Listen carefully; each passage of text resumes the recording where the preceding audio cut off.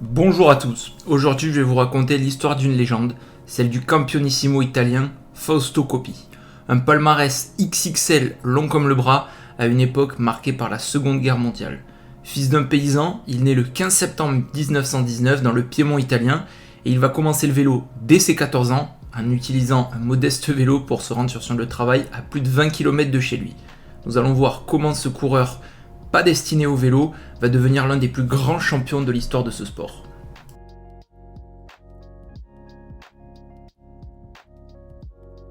C'est donc en 1935 qu'il achète son premier vélo de route avec l'argent que son oncle lui avait donné. Il commence alors ses premiers entraînements tout en continuant son emploi de commis charcutier à Novi Ligure, à quelques kilomètres de chez lui. Il commence la compétition dès 1937 en participant à des courses pour les non-licenciés et va remporter cette année-là sa première victoire lors de la dernière course de la saison. L'année suivante, il retourne dans son village et prend sa première licence amateur et remportera là aussi une course.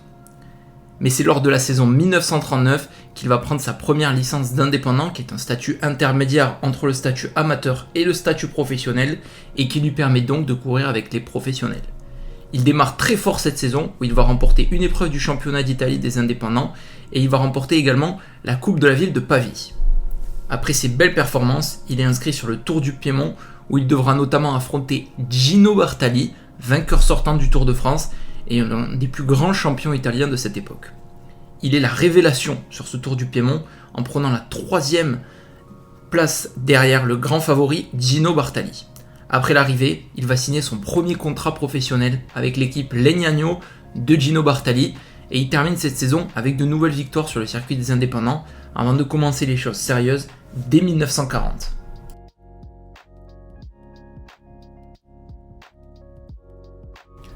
Pour cette première année chez les professionnels, Fausto est un équipier modèle pour son leader Gino Bartali, qu'il va amener vers le succès sur les routes de Milan-San Remo.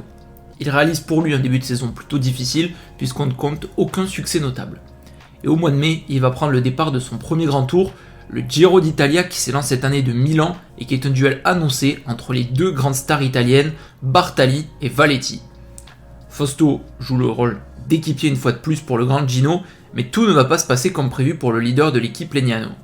Effectivement, dès la seconde étape, Gino perd plus de 5 minutes pour le classement général, et Fausto a désormais carte blanche. Il va prendre la 2e place lors de la 4e étape, et 4e au départ de la 11e étape. Il va attaquer seul et s'isoler en tête de course pour remporter cette étape avec plus de 3 minutes 45 sur son dauphin, et prendre le maillot rose de leader. Il remet ça lors de la 17e étape, avec lui son coéquipier et leader Gino Bartali. Il s'échappe dès le début de l'étape pour faire toute la journée ensemble. Bartali remporte l'étape et Coppi conserve la tunique. Bartali s'impose à nouveau lors de la 19e étape à Vérone et Coppi remporte son premier Tour d'Italie avec 2 minutes 40 d'avance sur Enrico Molo. Bartali termine lui meilleur grimpeur et 9e du classement général. Pour cette saison, il prendra notamment la 3e place du Trevali Varisine et la 9e place du Tour d'Émilie. Dès l'année suivante, le calendrier est fortement amputé à cause de la Seconde Guerre mondiale en Europe. Il remportera quand même 5 courses, dont le Tour de Toscane, le Tour d'Émilie ou encore une fois de plus le Trevali Varisine. L'année 42 ne compte pas plus de courses. Après un début de saison mitigé avec une 21e place sur Milan-San Remo, Coppi remporte son championnat national au mois de juin et deviendra en fin d'année le nouveau recordman de l'heure avec une moyenne de 45,861 km parcourus. Après avoir été épargné par l'armée, il est contraint en 1943 de rejoindre les troupes italiennes en Tunisie, où il sera notamment fait prisonnier par les troupes britanniques. Après la guerre, Fausto reprend le cyclisme et démarre alors une période de domination ultime sur le cyclisme mondial.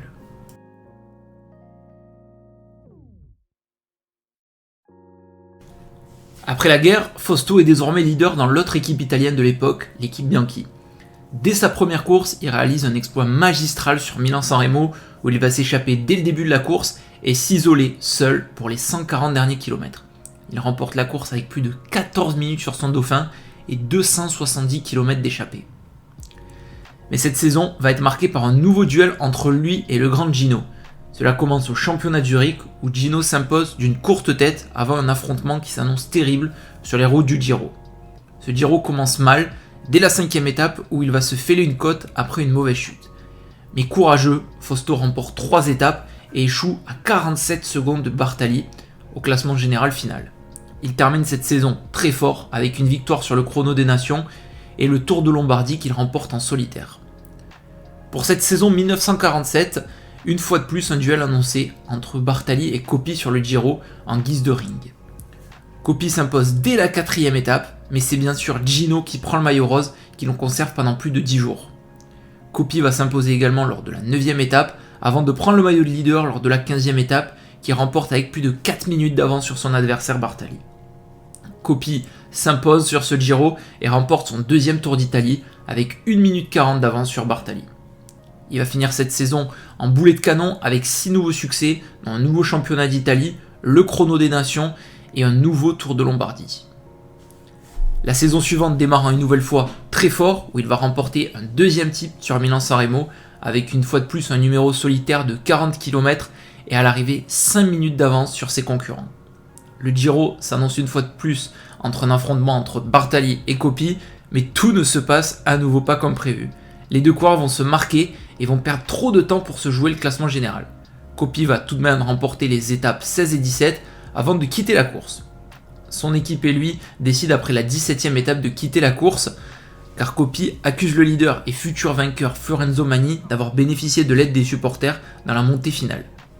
Il va donc terminer cette saison avec un nouveau succès solitaire sur le Tour de Lombardie pour remporter son 3e Tour de Lombardie consécutif.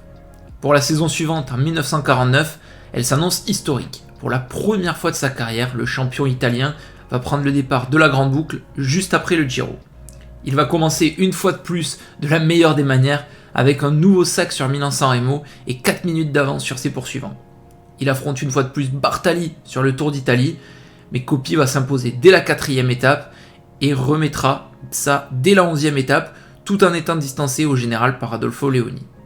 Mais Coppi va s'isoler lors de la 17e étape à plus de 190 km de l'arrivée pour rallier l'arrivée en solitaire avec 12 minutes d'avance sur Gino Bartali.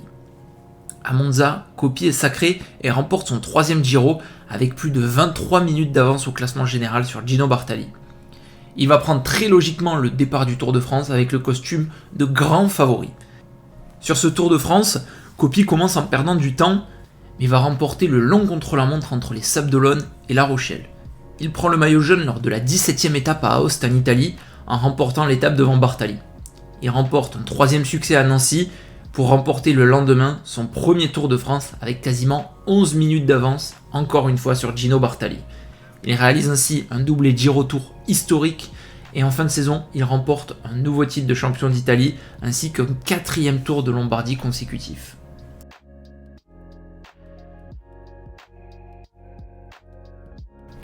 En 1950, Coppi se lance sur les classiques de début de saison. Après une 9e place, pour lui décevante sur Milan-San Remo, il dompte cette fois-ci l'enfer du Nord avec un nouvel exploit solitaire de 40 km. Et va quelques jours plus tard écraser la Flèche Wallonne avec 5 minutes d'avance sur son dauphin. Coppi vise un nouveau sacre sur le Giro, mais dès la 9e étape, il est victime d'une chute qui lui coûte une triple fracture du bassin et l'handicap pour tout le reste de la saison, où il ne lèvera plus les bras, mais accrochera un podium sur le Tour de Lombardie. L'année 51 ne départ pas non plus de la meilleure des manières pour le Campionissimo, une chute sur Milan-Turin en début de saison lui cause une fracture de la clavicule. Il va se rassurer quelques jours avant le départ du Giro en prenant la seconde place du Giro di Romagna. Sur le Giro, il va remporter 2 étapes, mais sans espoir pour le classement général, il termine au pied du podium à 4 minutes du vainqueur Fiorenzo Magni. Quelques jours avant le départ du Tour, son frère Cersei meurt des suites d'une chute lors du Tour du Piémont. Il prend donc le départ du Tour, la tête ailleurs, où il remportera la 20e étape à Briançon. Il termine ce Tour de France à la 10e place et prendra une nouvelle place sur le podium lors du Tour de Lombardie en toute fin de saison.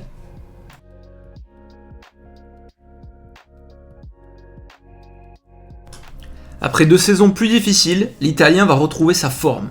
Sans victoire en début de saison, il s'élance sur les routes du Giro où il remporte 3 étapes et le classement général final, une fois de plus avec une avance conséquente de 9 minutes sur le tenant du titre Fiorenzo Magni. Et le vainqueur du Tour 1950, Ferdy Kubler. Coppi ne lâche rien et assomme également le Tour de France quelques jours plus tard. 5 victoires d'étape, meilleur grimpeur et 28 minutes d'avance sur son dauphin belge Stan Ockers au classement général.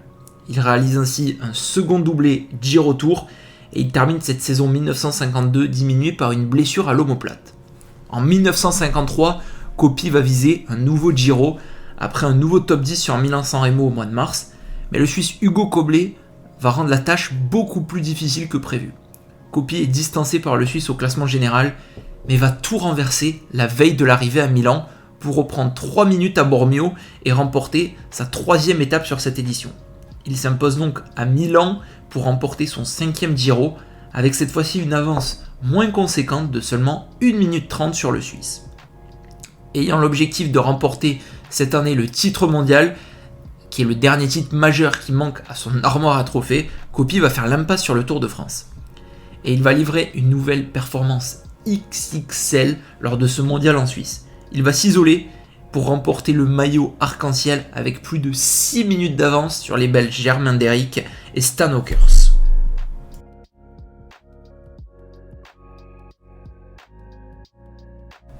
Pour sa fin de carrière, le champion va continuer de briller sur le calendrier italien. Il accroche un nouveau top 5 sur Milan-San Remo et remporte 2 victoires sur le Giro, en terminant 4e de cette édition remportée par le Suisse Carlo Clerici. Il remporte son dernier titre sur le Tour de Romandie en octobre et devient le recordman de victoires avec 5 succès. 1955 est la dernière grande année du champion. Il prend en avril la seconde place de l'Enfer du Nord et sur le Giro il remporte la 20e étape après une échappée avec le futur vainqueur Fiorenzo Manni. Il termine second à seulement 13 petites secondes de Manni. C'est la dernière fois de sa carrière qu'il sera sur le podium du Giro. Il remporte en fin d'année son 4e titre de champion d'Italie, mais il va rater le début de saison 1956 à cause du typhus. Puis sa saison sera contrariée par d'autres blessures, et en 1957, il va se fracturer le fémur et gagnera la dernière course de sa carrière lors du Trofeo Baracchi en toute fin d'année.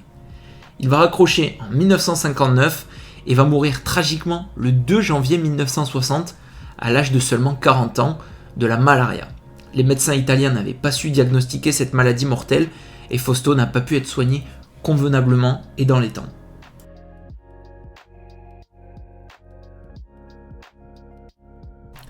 Une carrière tout simplement incroyable pour le Campionissimo, comme on l'appelait. Une carrière qui va être marquée par de nombreuses chevauchées légendaires sur les étapes de montagne, ainsi qu'un appétit pour écraser toutes les courses auxquelles il participe. On notera également sa grande rivalité avec l'autre champion de l'époque, Gino Bartali. Un palmarès long comme le bras qui aurait pu encore être beaucoup plus fourni sans la Seconde Guerre mondiale. On va compter 118 victoires, donc 4 titres de champion d'Italie, un titre de champion du monde en 1952, 2 Tours de France et 5 Giro, record qu'il détient avec Alfredo Binda et le grand Eddy Merckx, 31 victoires d'étape sur les grands tours, 3 Milan-San Remo, 1 Paris-Roubaix, 5 Tours de Lombardie, recordman de victoires, ainsi qu'une flèche wallonne et un palmarès très fourni sur la piste. On note qu'il n'y a aucune Volta à une époque où la Volta se courait début mai et donc juste pendant la préparation au Giro. Franchement, c'est un coureur que forcément on n'a pas vu courir, que ce soit vous, que ce soit moi. C'est plutôt, je pense, pour la plupart d'entre nous, nos grands-parents. Et encore, vraiment, si vous avez des grands-parents très âgés, puisque c'est quand même une fin de carrière, fin des années 50 et un début de carrière voilà, dans les années 40. Mais franchement, quand j'ai vu les vidéos, et c'est un coureur, voilà, c'est une légende, on en a tellement entendu parler de Fausto Coppi que j'avais bien envie de découvrir des choses sur lui. Je savais que c'était vraiment un coureur qui écrasait toutes les courses, mais quand je vois les écarts, en fait, quand j'ai regardé ça, j'ai halluciné qu'il arrive à mettre des écarts de 15 minutes sur des Milan-San Remo, des trucs comme ça. Aujourd'hui, c'est des courses qui sont plus du tout de la même façon. C'est des courses qui se jouent quasiment au sprint ou dans la dernière bosse. Là, à chaque fois, c'est des échappées de fou sur toutes les étapes de montagne. Franchement, je donnerais beaucoup pour replonger à cette époque et voir une étape en direct avec Fausto Coppi, parce que je pense que voilà, c'est des moments grandioses qu'on aurait pu vivre si on l'avait connu à l'époque où il était à son prime, comme on peut le dire. On va aussi noter que c'était des routes à l'époque qui n'étaient pas toutes goudronnées, que c'était des vélos qui étaient très lourds, qui n'étaient pas du tout optimisés comme maintenant.